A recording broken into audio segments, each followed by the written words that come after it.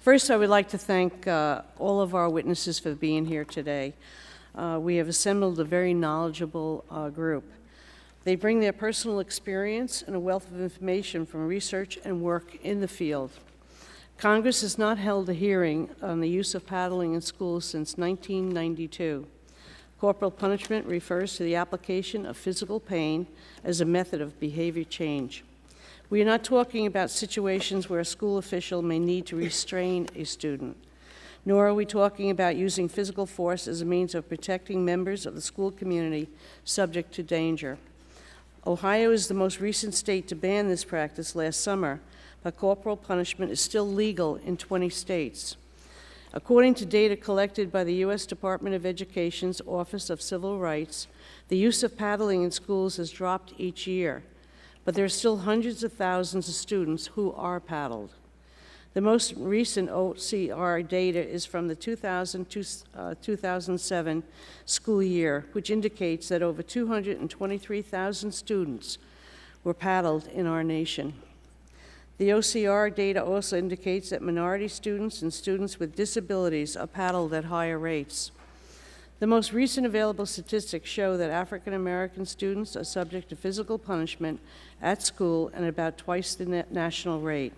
School children with disabilities are also subject to corporal punishment at a disproportionately high rate, approximately twice the rate of the general student population in other states. Kindergarten through 8th grade students are more likely to be paddled than high school students. The Department of Education data may be undercounting, since they only reckon on how many students are paddled, not how many times a student is paddled. So if a particular student is paddled multiple times, it only counts as one paddling. Students are typically hit on their buttocks with a wooden paddle, approximately 15 inches long, between 2 and 4 inches wide, and 1.5 inch thick, with a 6-inch handle at the end. The size of the paddles may vary, but I have here a paddle, and this is what it looks like. This particular paddle was sent to us from a gentleman in Texas, Jimmy Dunn, who over 20 years ago started fighting paddling in school. I thank him for sending that, and as you can see, a lot of people, when they think of paddling, they think of, the old ping pong paddle, or they think of possibly what certainly was a favorite of mine, a paddle with the ball on the end and going back and forth. When a student is paddled, typically he or she will be told to stand with their hands on a desk or a chair, so the student is bent over and the student is paddled on the buttocks. Sometimes paddlings occur in an office, other times it will be more public settings in full view of the student's classmates. Most students are paddled for minor infractions, violating a dress code, being late for school, talking in class or in the hallways, or being disrespectful. In some school districts, parents can opt out of having their children paddled, but unfortunately, there are reports of parents' wishes being ignored, which can be very hard to prove. As we will hear today, researchers, principals, and teachers say paddling is not an effective discipline tactic. Paddling can cause immediate pain, lasting physical injury, and ongoing mental distress.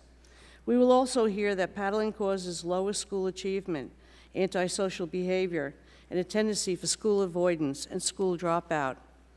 In our committee, we spend a great deal of time talking about the best ways to help our students achieve better success in schools.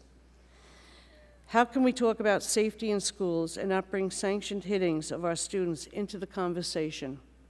The leading Supreme Court case on corporal punishment in schools is the Ingram case, which was decided over 30 years ago.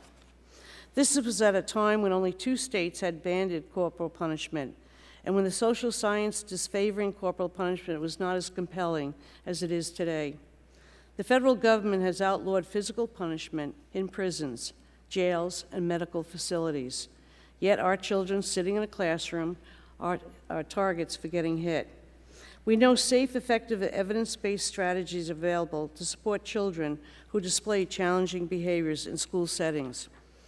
Hitting children in school does not help them achieve academic success. Hitting children in schools is not an effective discipline tactic. Hitting children in school does not make them feel safe in school. Instead, they feel humiliated, helpless, depressed, and angry. Hitting children teaches them that it is not a legitimate way to handle conflict.